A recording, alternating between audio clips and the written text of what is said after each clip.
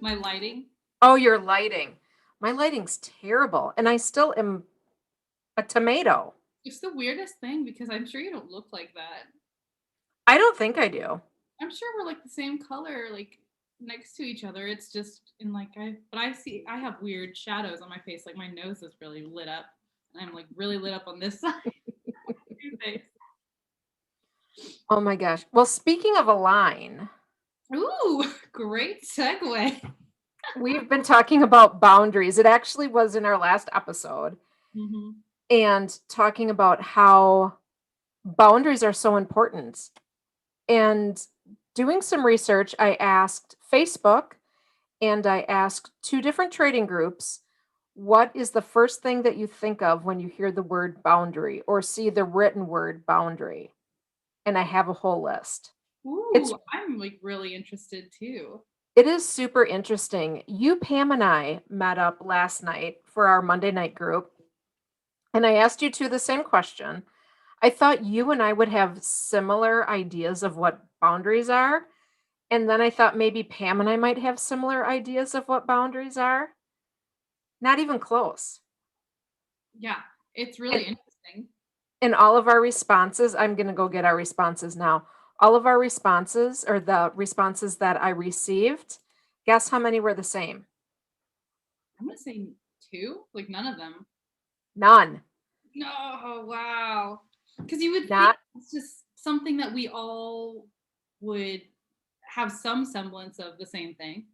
yeah, but we Like, don't. yeah, can you read a few out then? Like, or Yeah. I just want to know. Well, how about yours? Why don't you say what you think when you hear the word boundary? What do you think of right away? God, now I'm trying to remember what I said last night. I'm not the same as I was yesterday. I guess I would say it's a hard line that you draw in either like relationships of all time, not just boyfriend, girlfriend, but also like friends, family, all that. But also, I guess a boundary can be a physical line you can draw like in the ground or something. But it's some sort of like it's something where you say I don't know how to explain it. I don't even remember what I said last night. It's a Pam line you draw. asked Pam the same thing. What Mhm. does a boundary mean to you? Pam talked about how about establishing healthy boundaries? How do you do that? So that's what Pam came up with. Here are a list of some of the oh my gosh, my computer just went crazy. Some of the answers that we Retrograde. what's it? Mercury's in retrograde. I swear people have lost their minds in Nashville. Okay, here's the definition of a boundary. It is a line that marks the limits of an area, a dividing line, or a limit of a subject or sphere of activity. So when I think of a boundary, I think of more what you can and can't do. So it's where you could get in trouble or where you couldn't get in trouble. If I know the boundary of the property, then I know Mm. that if I cross the property, I can get in trouble. But if I stay within my boundary line of the property, I'm on my property, so I'm okay. Which leads me to say, does a boundary line have to have bad and good on each side, or can you have a boundary that still has good and good, or where you don't get in trouble, or it's not like a sad thing? Because when I think of boundaries, I think when I initially think of it, I think of like when you were taught in middle school or high school, like make sure you set boundaries up with like your friends and relationships. And it's like I think of the same thing. It's like, oh, well, if I set it with a for instance like a boyfriend or something, like I do will not or do not tolerate this or something. But I wonder now this brings up the question, can you have boundaries but not have a consequence, or there not be like a it's not like a good and bad. I don't know. I don't know either. This is most likely going to be a several part podcast Hmm. because for us to hit all of the answers that we received and to dissect them all for boundaries is crazy. Here are some of the answers that we received. Self-respect for peace. Interesting. Okay. Healthy relationships. And Pam asked that too. Mm-hmm. Talk about healthy relationships. How do you set boundaries for a healthy relationship? What I will tolerate and what I won't. That's kind of what you were talking about. Uh, yeah, I was thinking more of legal, I guess. In my mind, boundaries mean more legal It's a very physical thing to to do, me. Yeah. like a boundary of a property or a boundary of like don't touch anyone or anything, or you can go, That's Yeah. immediately. I shouldn't say that. That's Yeah. immediately what my mind went to, but Limitations and restrictions. hmm So that's, a bit of what I was thinking. Knowing when my thoughts, decisions, and actions are my own or someone else's. ooh, I've been very into that lately. I want to talk about that on a podcast all on its own because Okay, well, that will be part two. yeah, okay. And then the second part of that was also where my personal autonomy begins and ends. Yes. Okay. Yes. Whole episode about separating yourself from the motions of others, if that's rubbing off on you, or where you start and stop. Like, I'm okay, we'll move on, but that's a great topic. Yeah, co-worker Dawn and I, co-pilot Dawn and I were accused one time of group think, and we both busted out laughing because neither one of us are not persuaded by the other one. So for somebody to think that Dawn and I had a group think was hilarious. But we'll talk about that in part two. First of all, this is a segue or aside. What does group think even mean? I don't even know that I know that. I've heard it Group before. Groupthink, without me going and getting the real definition of it, is you, Pam, let's say my mom and I, when we're on our Monday night calls, and one of us says, let's say that you say, oh, the sky is a light purple. And we look up and we're like, we think it's kind of blue or a light blue. But then you're like, nope, it's, purple. And you persuade us to Mm, believe that it's purple. It's not my thought, my mom's thought, Pam's thought, your thought. It's a group thought where persuasion happens and one person or several people are they lean to what that person says. So you say it's light purple, we're like, yeah, I guess it could be light purple. So instead of us thinking on our own and being our own people, we sway to what the other person says. So, did Dawn sway you into thinking this way? which to me is like, Oh, heck no. isn't that all juries are? Because Like, you mean unanimous juries? well, unanimous juries aren't originally unanimous all the time.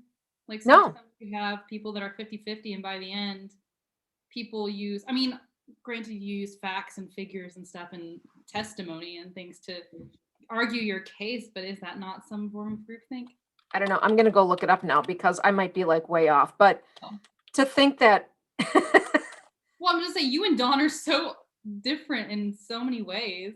Oh, here it is. Oh my God. We are oil and water. It's hilarious. No Okay. way. The practice of thinking or making decisions as a group in a way that discourages creativity or individual responsibility. That's different. So, yep.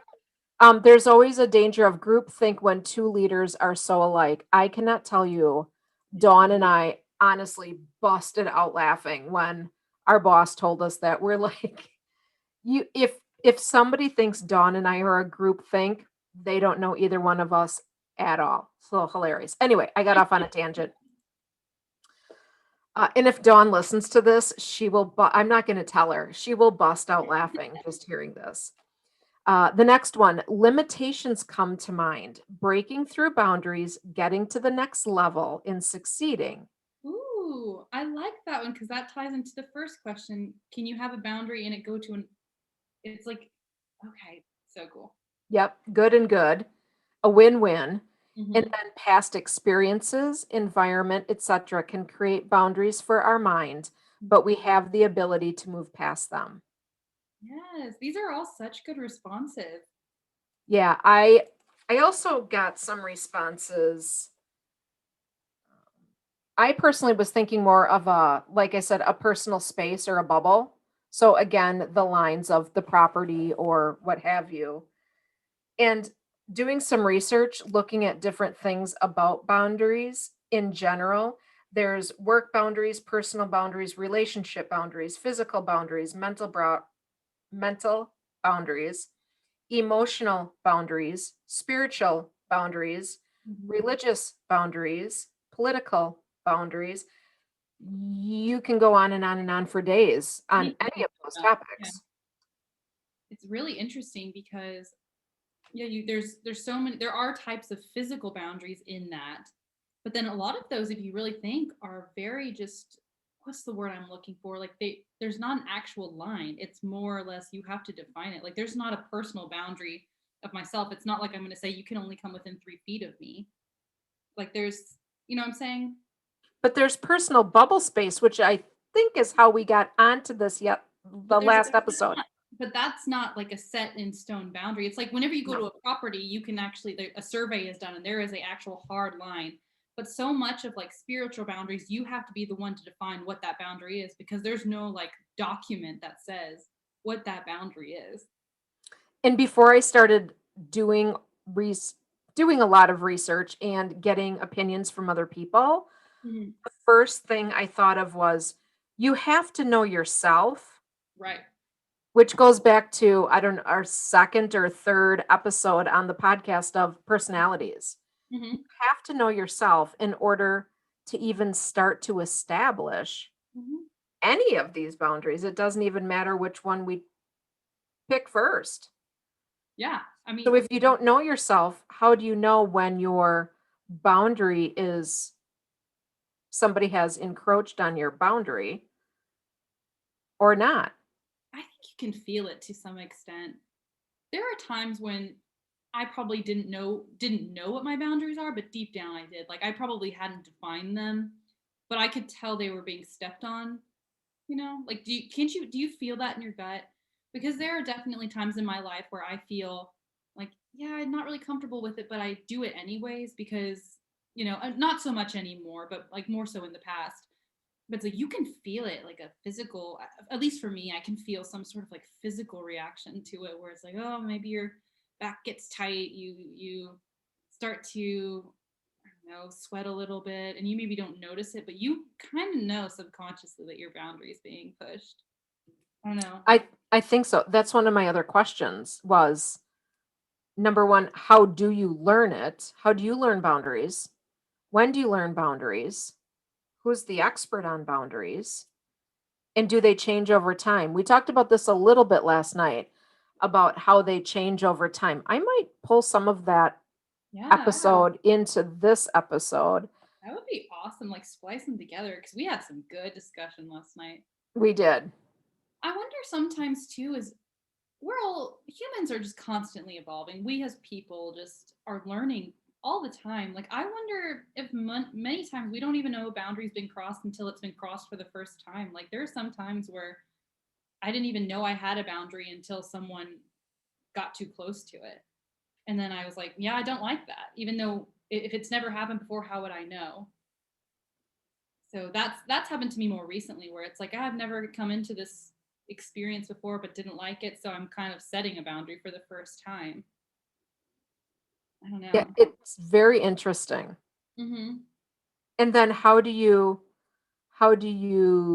communicate that boundary? How do you tell somebody, you're over the property line? How do you tell somebody you're in my personal bubble? Because Mhm. that's really where I was going with it was the boundaries of your personal bubble or communication. I listened to a couple of, we all know, TED Talks. We can all say it together. Did Robin listen to TED Talks? Why, yes, yes, she did.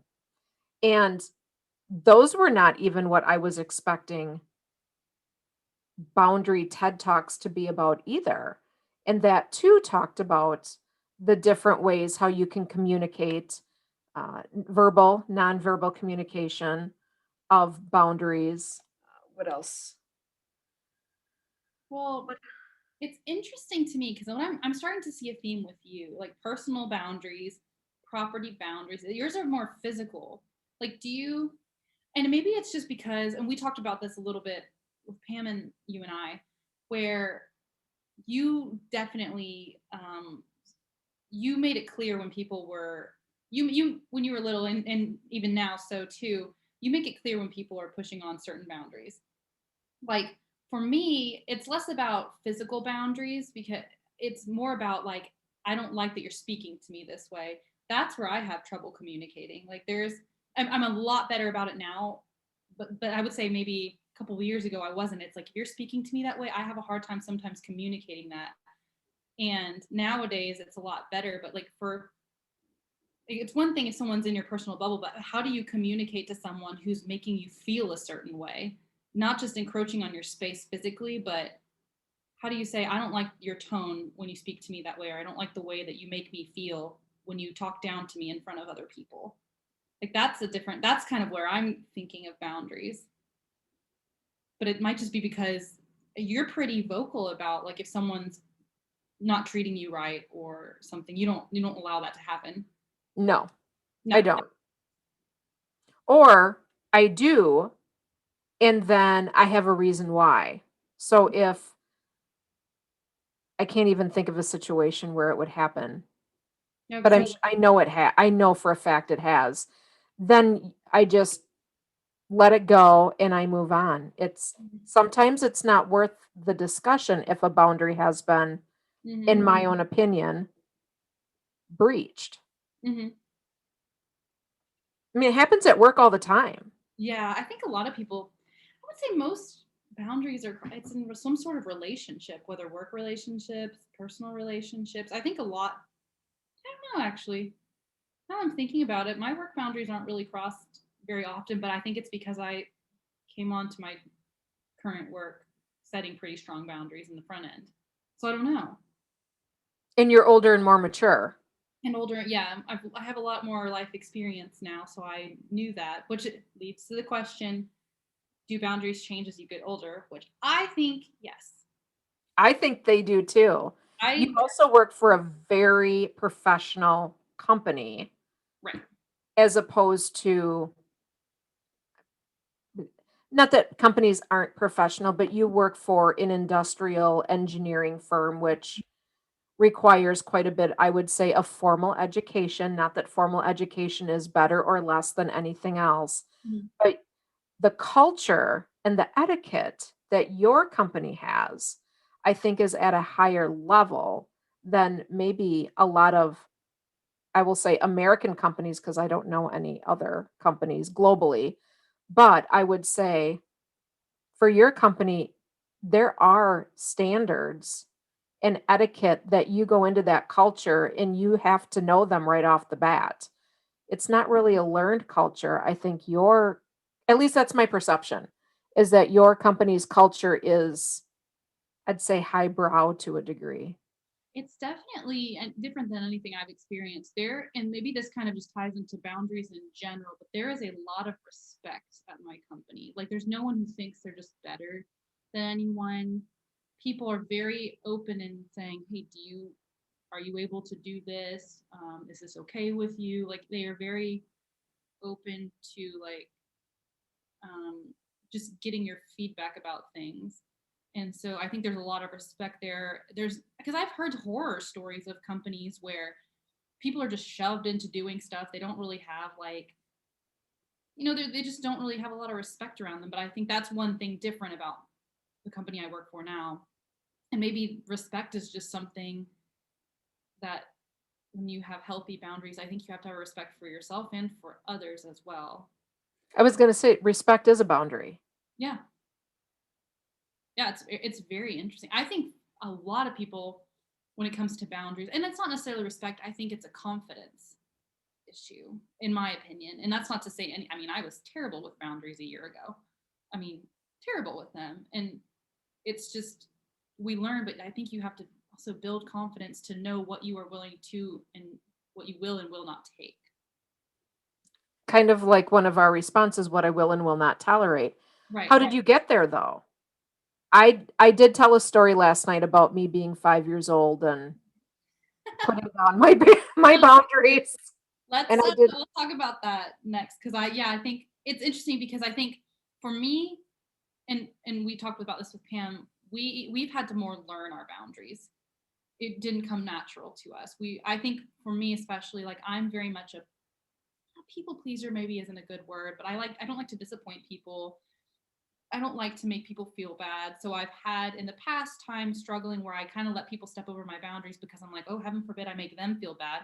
Well, heaven forbid I make myself feel bad about this. Like I was willing to put other people ahead of myself, even if it was something that clearly crossed my boundaries. I mean, this is all growing up. I mean, just all over the last however many years. But yeah, it's like I just think you have to learn. And again, I'm like, I have so much more wisdom now than I had when I was like 18, you know? Like I've just had more life experience because I think I first had to remind myself of how, how awesome I am, I guess. Like I just feel like I didn't feel that way. And so I just let people kind of walk on me. You just have to remind yourself that you are like worthy of respect. You're worthy of not being walked on. You're worthy of like allowing these. I think for me, I had to realize that just because I set up a boundary, it didn't mean that people weren't going to like me anymore. Because I think that down, if you get to the therapy part of it, because I worked on this with my therapist last year. When it gets down to it, I think I was worried that if I set up a boundary, people were going to think differently of me. I was going to lose friends. Like by setting a boundary, I was putting up a wall of some sort, and I had to be as likable as possible, which isn't not the case. You know, you can still be just as likable while saying, hey, I'd rather you not do that, you know. But then on the flip side, there's people like you who are kind of born with it. Like, Yeah. I mean, tell the story of your your This park did, story because this is hilarious. yeah, this did come to mind. I was 5.5 years old, and my dad worked nights, and my dad raised me, had sole custody at the time of me, and he was sleeping during the day. So he and my grandmother hired a babysitter for me during the day. Well, it was in the summer, and I had a dog that was very well trained. Again, I wanted to go out to the park, and I said, hey, can I go out to the park? And the babysitter, who was an adult woman with a child of her own, I think the child was maybe a year younger than me, maybe a year and a half. And I said, I want to go to the park. And she said, well, you can't go today. And I said, why not? And I didn't get what I would consider a good enough reason to not go to the park. Mm-hmm. And I said, well, I'm going because you can't provide me with the reason that's good enough. This is a 5.5 year old kid telling this woman, this adult woman, I'm going to the park. And since you can't give me a good enough reason, adios, I'm out of here. So she told me no, I couldn't go. So put my dog on her and had the dog guard her so that I could get to the front door. This is an absolutely true story.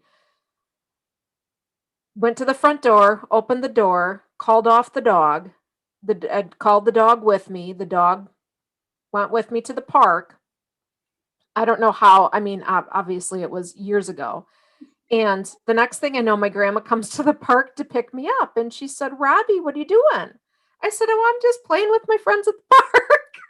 Because that's what I did. I wasn't getting into trouble. I didn't know any better, but there was no reason I could not go to the park. So I went to the park and grandma brought me home. The lady babysitter just said that she couldn't handle me and she never babysat me again.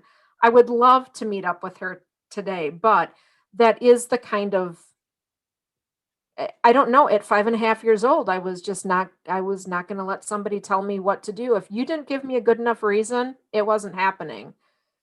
So it was just, I don't know. I don't know how I got that at like an unbelievably young age.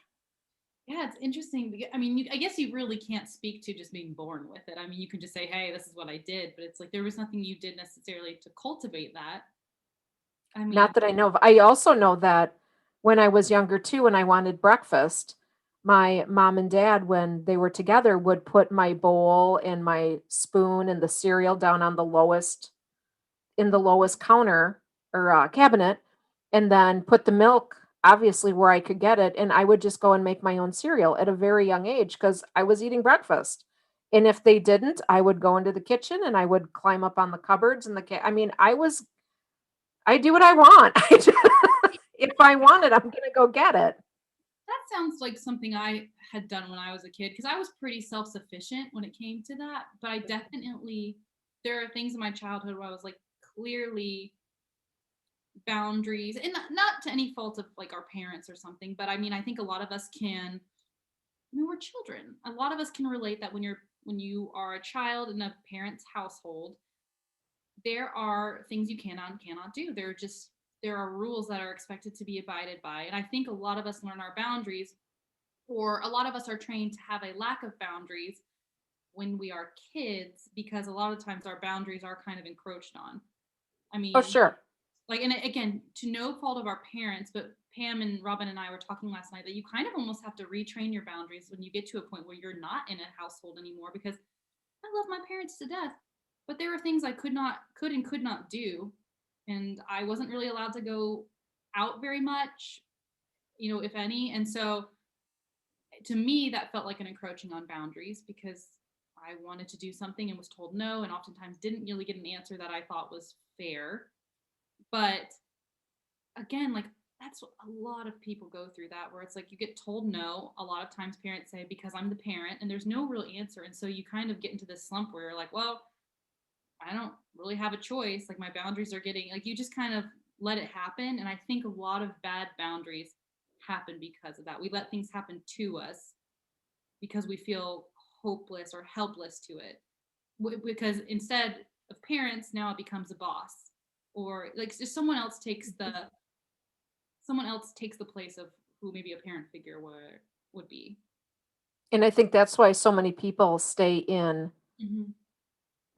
It doesn't matter what type of like personal relationship, work relationship, spiritual, and they just do what they've always done and they don't ever take stock in, should I relook at this?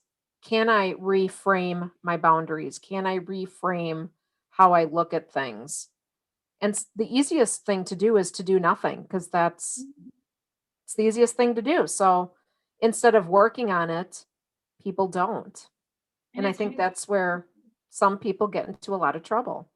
it's really hard to change that. I think. I mean, I'm guilty of it. It's very hard to take a hard look at yourself and say there's something wrong with me, because it's not necessarily there's something wrong with you, but it's like you have to admit to some extent that the way you're living at the moment is not the way you should be looking. And to a lot of people, that's like a shame thing. It can Yeah. cause a shame spiral because it's like, oh God, I'm not where I'm this should, because in our episode should be supposed to. I'm not where I'm supposed to be. And it it requires a lot, and a lot of times uprooting your life exactly how you know it. And that's a scary feeling. Well, It's we were going to have an episode on moving, Yeah. getting up and moving. My friend Leslie did it. You did it. I'm sure my mom did it. There are people out there who just got up and left. Hmm. And the courage that that takes, the fear, probably some anxiety there. Not literally that they have anxiety, but there is a sense of unknown. And how good are you with the sense of unknown in the sense of ambiguity? I would say I am very well skilled in ambiguity and the unknown. I'll just pick up and do whatever I want to do. There isn't a whole lot of sense there. I think Hmm. you're probably pretty 50-50. You're not too scared about it because you've done it a couple of times. It's funny because I think about it and I'm like, I think my default is to really go with the flow. Like the more that I think about it, I'm like, I am such a free spirited person. I don't like monotony. And I realize that I've fallen into it because it gets comfortable. But like if you were to just like put me out in the world, I am very like adventurous and stuff. And I didn't realize how much I had lost since like college. Mhm. Like it's you just fall into a routine and it like went away. And I'm like, I find that I'm so much more fulfilled now that I have the freedom to do whatever I want at any given time. Like I have nothing holding me back. And it is so much, but it's like it's hard if you have never done that. I think a lot of people, to make those big changes, it's hard to do it on your own because that takes a lot of energy input. But I think a lot of people do it because some circumstance happens. Like you lose a job or you lose a relationship or something happens that sometimes spurs you to do those things. But I think for most people, if you're comfortable, it's hard to make a change and to set healthy boundaries for the first time, because a lot of times boundaries do mean something have to change. Something has to change. By definition, if you set a boundary, something is changing. Hmm. People don't like change, unfortunately.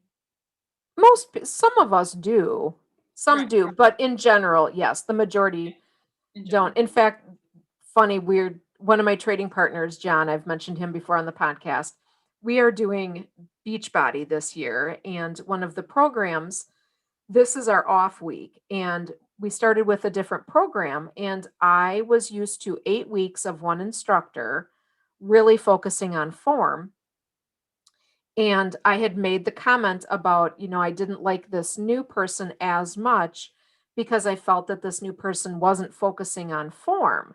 And somebody had mentioned in the blog or the site, or I don't even know what it's called.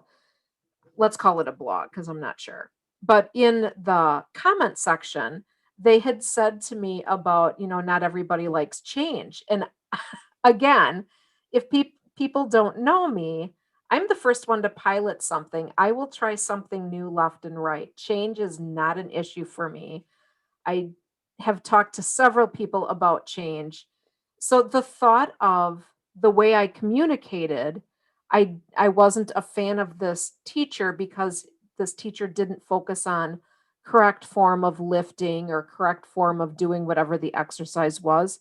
Had nothing to do with change. It was about the perfection of getting the lifting right so you didn't hurt your body. And I thought, wow, I must not have communicated that well because that is absolutely not what I was trying to say. Because I think the only time you've ever mentioned something that's like you, when you got your windows, you mentioned that you, I think, have a routine. I don't think that you Yes. were saying you weren't okay with starting a new one.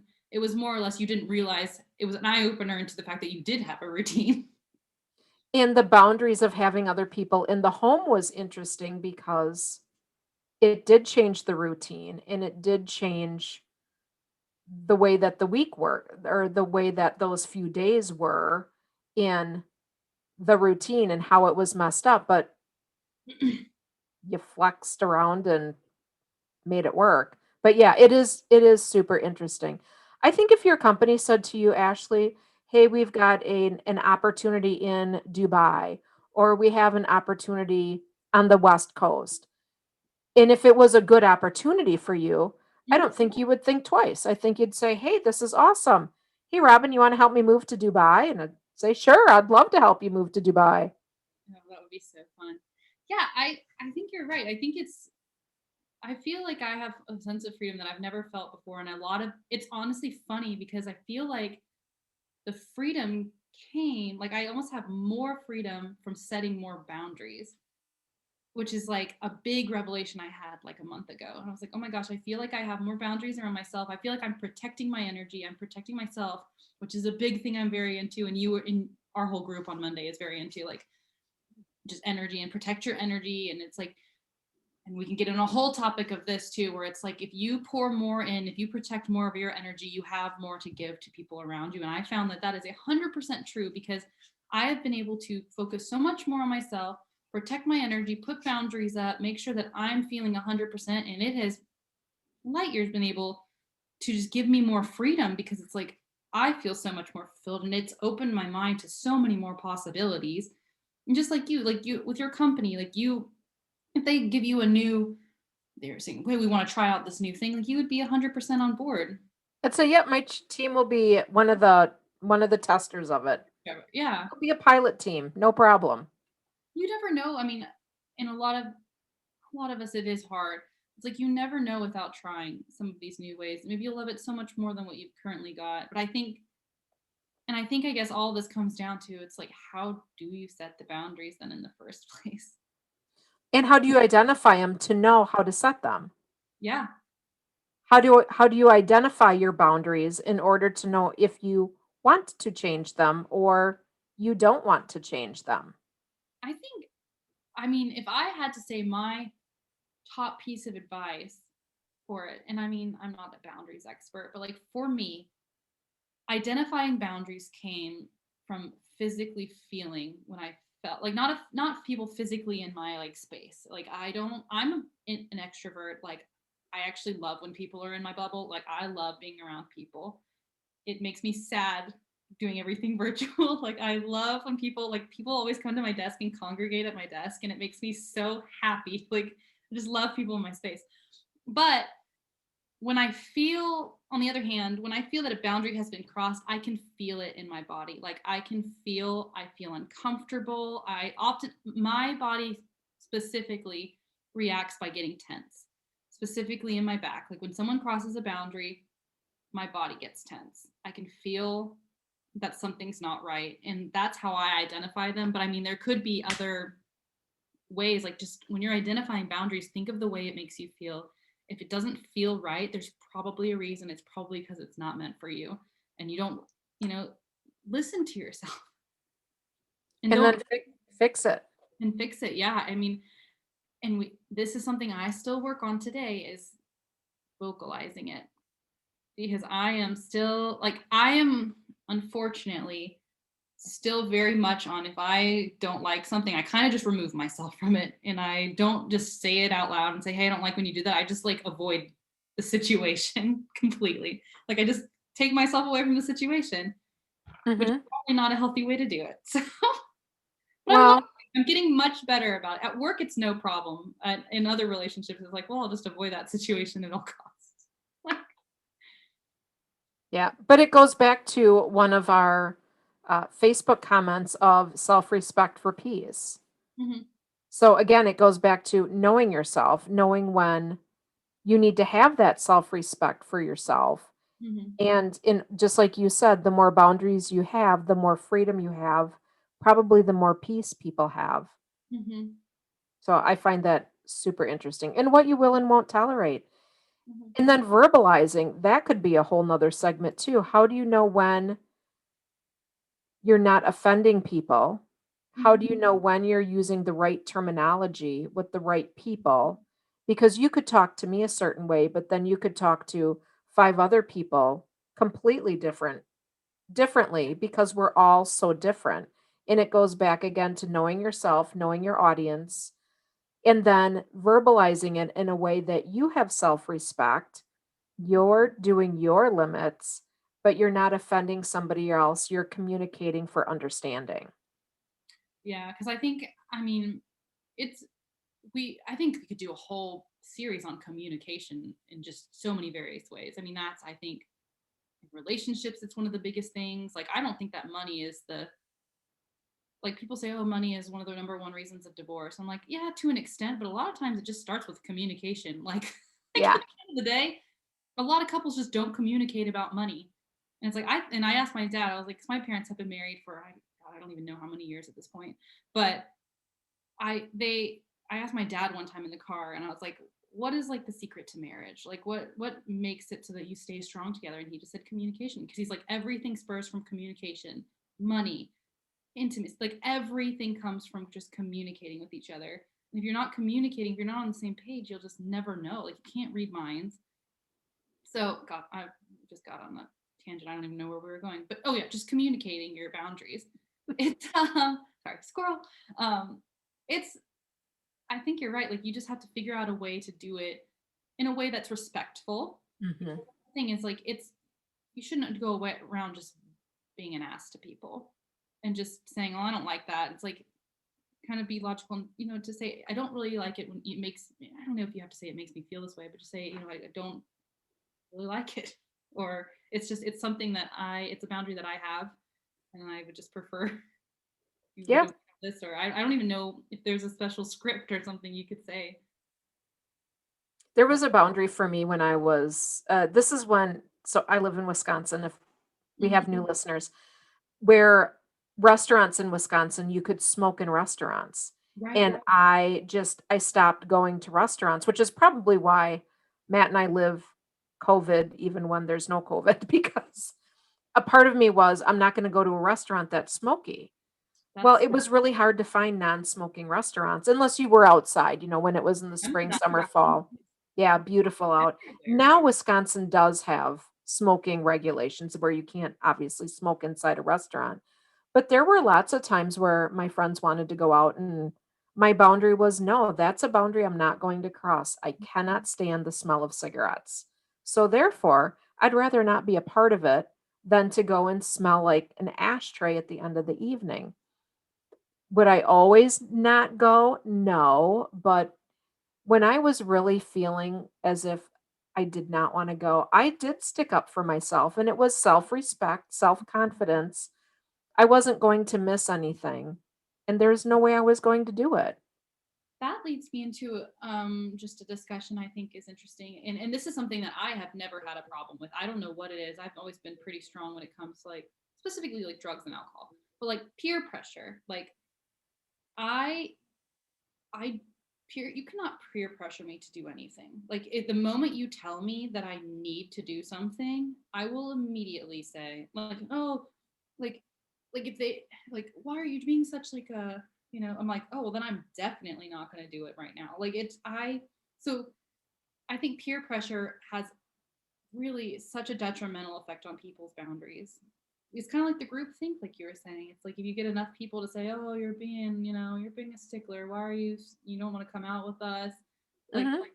specifically alcohol. Like I think for most people, maybe people on the podcast, but like I've made it pretty clear that I don't really drink anymore. Like had bad experience, not myself, but just bad experience around like alcohol and stuff. And so and not too like I kind of am slightly allergic. So it's one of those things I don't really drink. And I don't really feel the need to drink. Like I just don't really find I feel terrible for one after drinking. Like I just feel awful.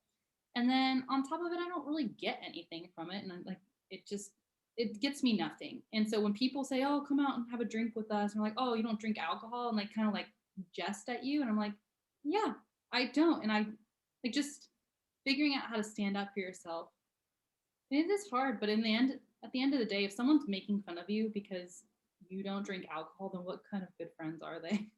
They're You know, not. they're not good friends. Like Not even close. and I really don't have anyone that does that. I make it pretty clear, and people kind of they don't back off. Like they're very cool with it and everything. They're like, "Oh, that's really interesting, a really interesting take." And oftentimes they'll even say they kind of admire you for standing up because a lot of people, alcohol is one of those things. That a lot of people, it's easy to do socially. Yeah, social and peer pressure. We didn't even talk about peer pressure being a About boundary and how to stand up to that. peer pressure is hard when you have about it's just, that's just and not to say there's anything against people who drink socially or or something like there's nothing wrong if you enjoy a drink I like it's just a personal boundary of mine. I don't like to be peer pressured into drinking alcohol because I don't really enjoy it that much and that's just one it could just be going out after a certain time of night if you really like to get to sleep by 11 o'clock and people are peer pressuring you.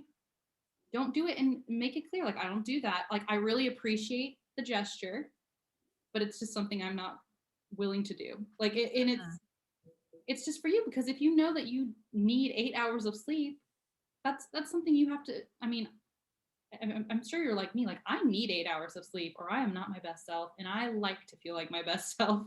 That's just personally.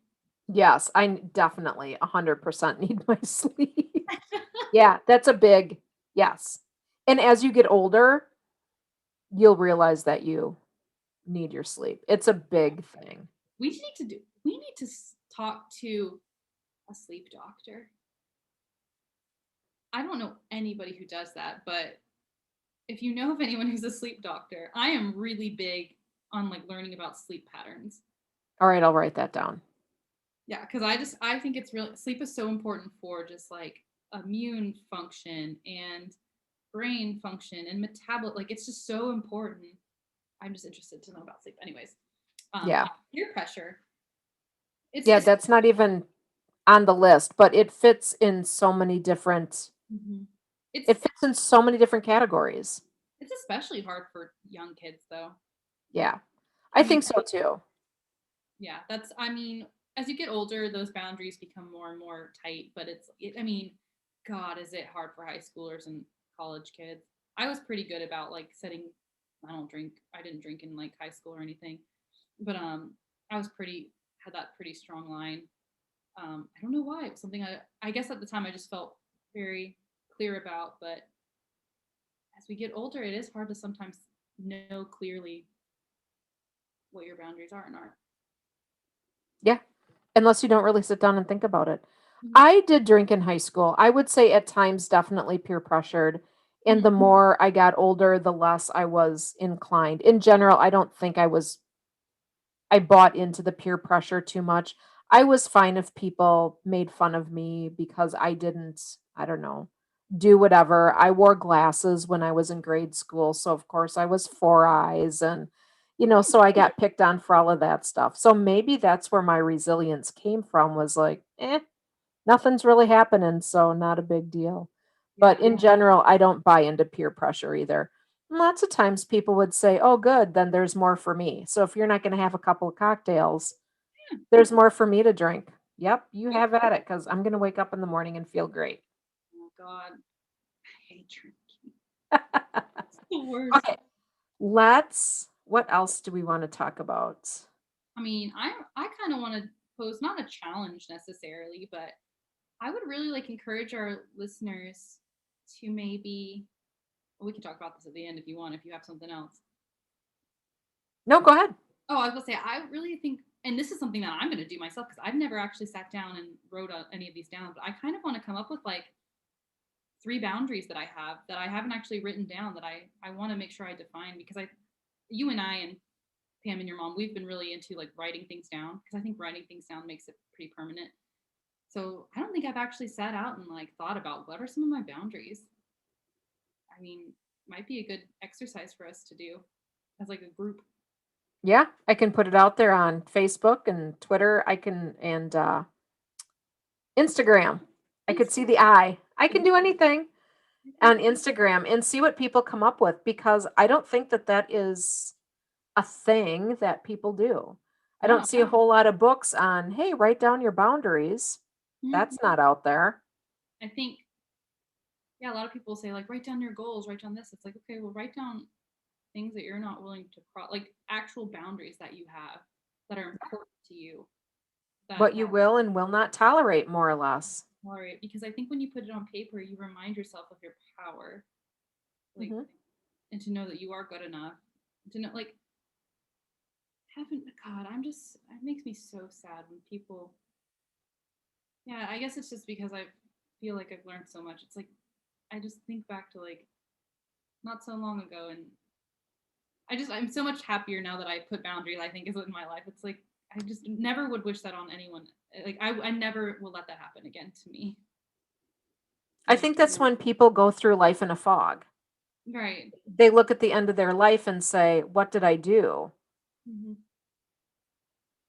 Yeah. I think we all have boundaries to a degree, but I do think Yeah. that some people are very, I've been using the word passive a lot. I think some people are just passive because it's not good and it's not bad. So they're fine going with the flow because it's not doing anything with their, I mean, it's not invading their life or it's not hurting their life. It's, Which makes they me. just keep going along with it. Yeah, that brings up a new point. God, we keep just opening more boxes. But it's like the passive thing. It's like if it's not really causing any bad in your life, but what if taking it out of your life made your life better? Like that. Like, because I mean, for instance, like alcohol, for instance. I mean, that's just the one we keep using. But it's like, yeah, alcohol's not really hurting your life. Like if you drink, with your. I mean, some people enjoy drinks every night. Do you feel bad when not, maybe not feel bad, but does it make you wake up a little bit more foggy than normal when you drink? It's like, well, what if you took that out of your life for a month and just to see what it felt like and you just felt so much more better and energized and stuff? Is that really a boundary? You know? Or then you put, like Mhm. somebody else had mentioned, limitations. So Right.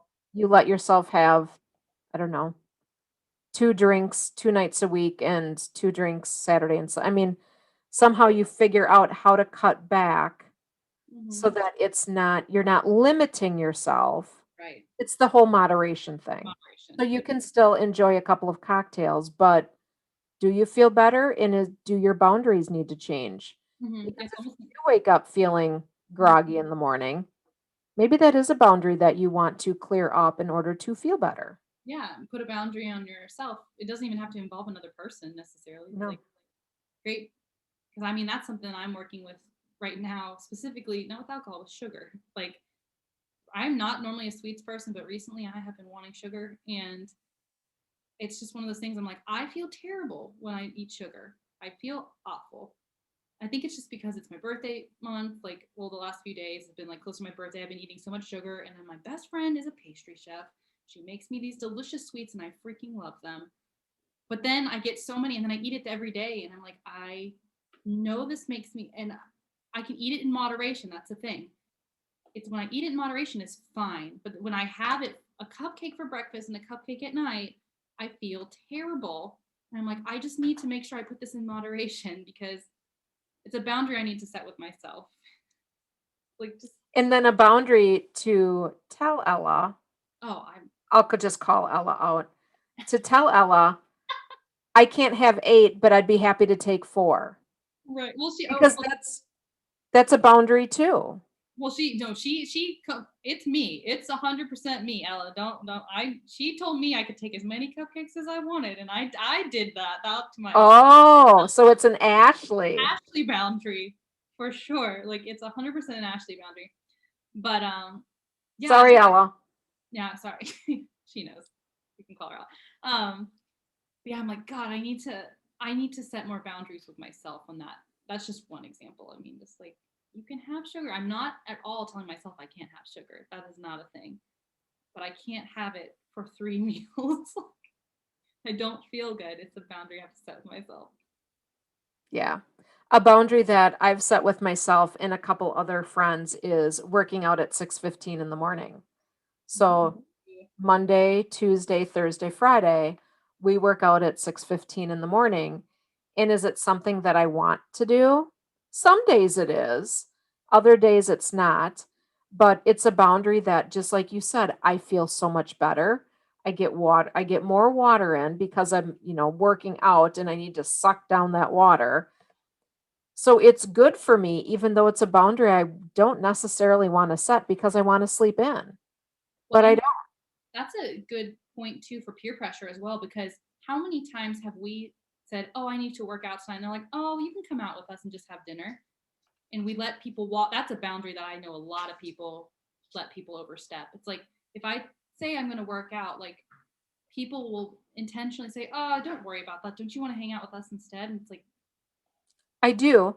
you, Or you could say it's peer pressure in the good way because you know that there's 2 other people waiting for you. that's Or at your gym, if you're doing group aerobics, good Lord. If you're doing group exercise, you know that people are counting on you to be there.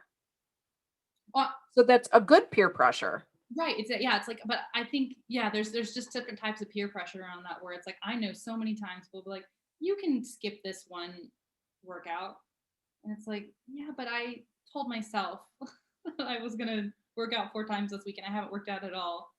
You know, I have a friend who made exercise a priority. So there were times I would say to her, "Hey, do you want to go work out?" And she'd just say, "Nope, I have," or "Do you want to go out to eat or do you want to go do something?" "Nope, I have to work out." And I thought, wow, I must not be very important. But looking back on that time, she was making herself a priority over everything, which mm-hmm. I really admire that. And Mm-hmm. looking back on it now, thinking, why didn't you join her? Instead of going out to eat, why didn't you say to her, well, would you mind if I worked out in the gym with you? Or would you mind if we went for a walk? Or, there's a lot of different ways that I could have played that, but Yeah, I think that's a great way. It's like, we all too often, like, get upset when it's like, oh, you don't want to hang out with me, but at the same time, it's like, God, that's a pretty awesome thing. Like, we should be cheering on our friends for doing that. mhm. Like, it's no Or easy. asking, can I do it with you? I might not be great. I I love might not keep up with you, but would you want to? you've I done that do so that with a couple of my bike friends that we go bike riding. I have one of my friends, Barb. She likes to get in a really good workout. I don't bike to work out. I bike because I enjoy looking at, the birds and the scenery and whatever. And so what she'll do is she'll get her workout in and Mhm. then she meets me so that we can just tootle around and it's just for fun. But she makes it work, I make it work, and together we can still spend time together and hang out.